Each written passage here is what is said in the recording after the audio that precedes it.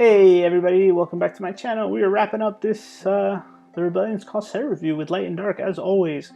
I think this time around we have some pretty solid cards. I'm very excited for a lot of these. So Engelbert, when Engelbert enters the field, gains 2 crystals. Choose a forward. It gains this forward is dealt damage by your opponent's abilities. Damage becomes 0 instead until the end of the turn. Engelbert is solid. He's the only card that will generate 2 crystals at a time, with a pretty decent effect, I think, to protect stuff.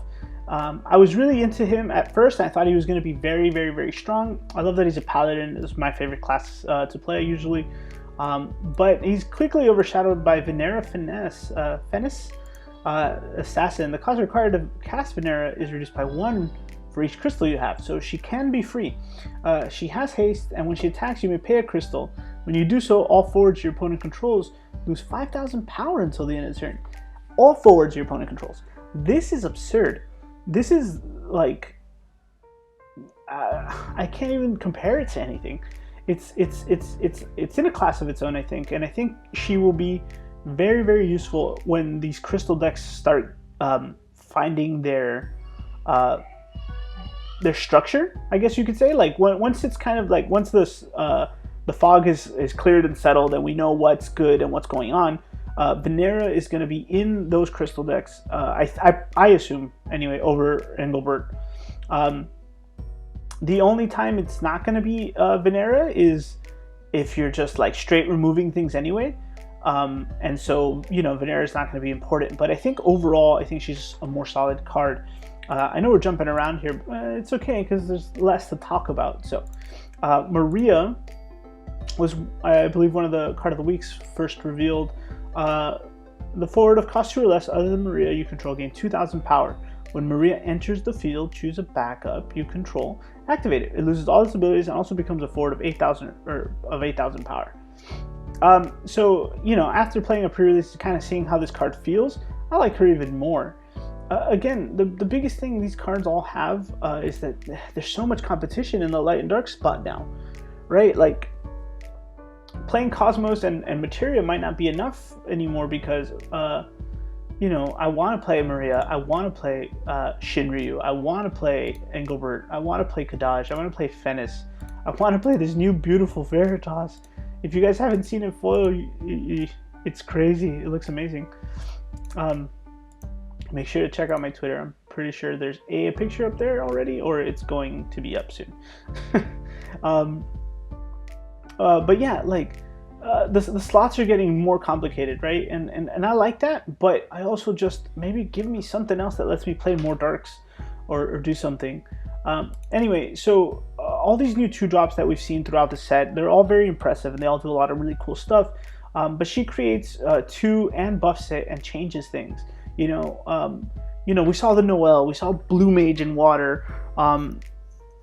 I can't remember them all right now, honestly. I want to go back through all the colors and just call it out. But there's so many good 2-drops. You know, there's the old Rydia, the twins, the Sophie, the old Sarah Mobius. There's a lot of good stuff that she's just going to power up. And then, you know, making your backup a forward is just like a weird change of pace that can also like attack and generate CP during their turns. The Emperor is probably the least impactful one, I think, but still pretty good in my opinion. Brave, if a Palamecia counter is placed on the Emperor gains. If the Emperor is dealt damage, remove Palamecia counters from the Emperor. That damage becomes 0 instead. When the Emperor enters the field, you may search for up to 2 cards named the Emperor and remove it from the game. Then draw 1 card and place Palamecia counter on the Emperor for each card you remove through this ability. So it finally uses like all the Emperors a little bit more effectively, and it kind of just like thins out the deck at the same time. I don't know if this is enough for the Emperor like tribal to kind of work its way out, but I like it as a card overall. In sealed, unless you pull 2, you're not, or limited, you're not having fun, but you know, at least he's got Brave, right? And the legacy card, Veritas of the Dark.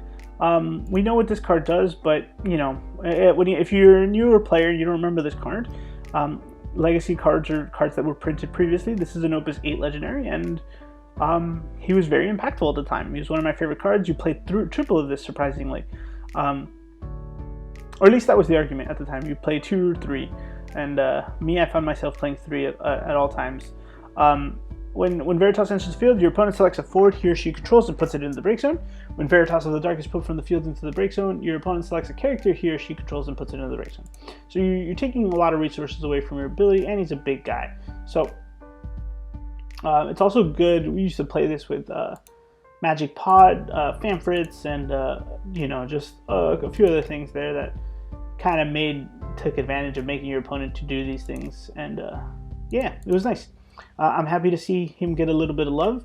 I think it looks great. The white really pops in the foil on this card. So, guys, that's it for the set reviews. Light and Dark was short, but I guess I'll just throw in my overall thoughts in this meta here.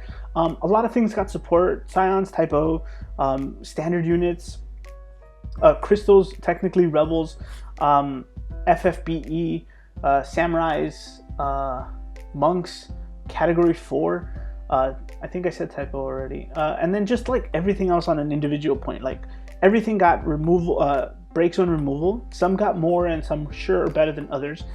There's a few more auto ability cancels. There's a few more big cards to worry about. I think the L's aren't as impactful, honestly, as they have been in the past. So in terms of budget, the secondary market's gonna be going into the full arts.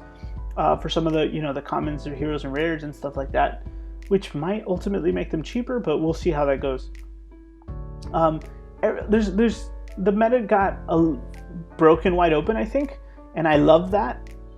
Now it's just we have 2 more re-raises.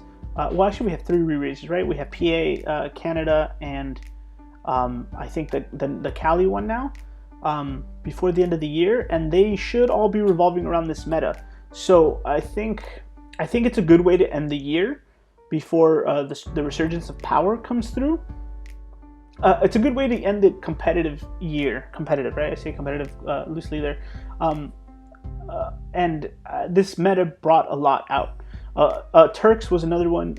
Any of those decks that had a few first like subclasses, like lower, they were considered lower tier, might have gotten a small enough boost to be considered rogue. Because as rogue would be, rogue is a deck that steals games from certain things, sure, and you could consider a D tier deck rogue, but I think once it becomes a B tier, it earns the title of rogue. And those are my thoughts that's my final wrap up thoughts for this set.